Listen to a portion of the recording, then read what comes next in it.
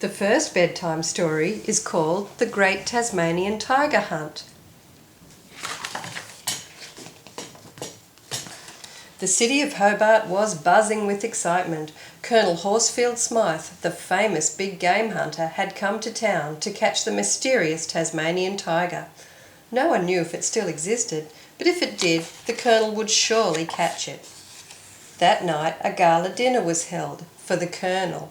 The dessert was a magnificent Tasmanian tiger made from lime jelly and apple custard.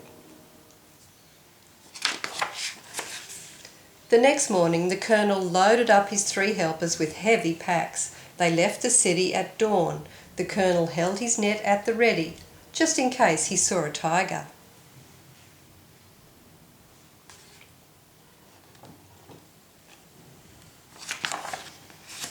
Finally they camped high in the hills.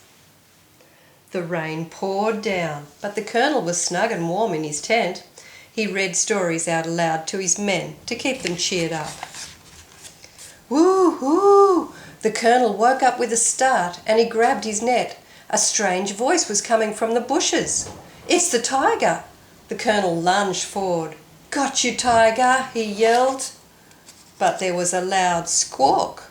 A very cross owl glared at them. "Confound that tiger!" snarled the Colonel. "This is going to be harder than I thought." "Men," said the Colonel next morning, "I have a plan. We'll build a cage and hang some sausages for bait." They didn't have to wait very long. "I can see 4 tigers and they are sniffing the bait," whispered the Colonel. Bang! Down came the cage.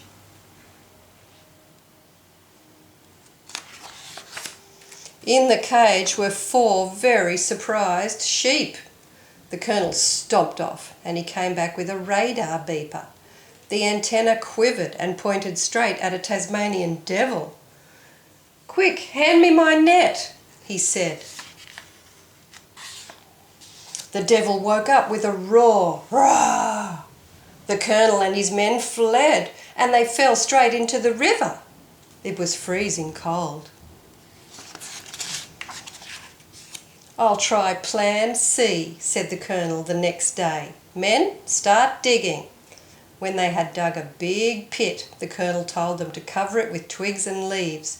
He carefully placed a cheese and gherkin sandwich in the centre of the trap.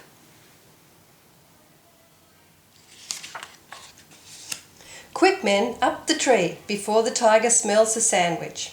They all scrambled up into the branches and they waited.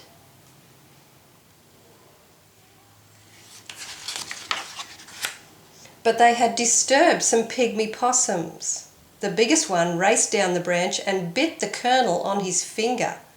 "Ouch!" he yelled. He overbalanced, and crack, branch, possum and men all fell out of the tree and into the pit.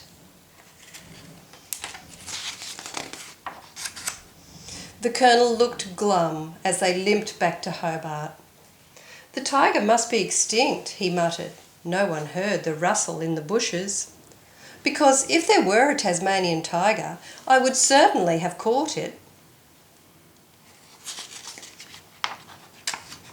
And that's the end of the story. And there goes the Colonel on his boat back to Melbourne.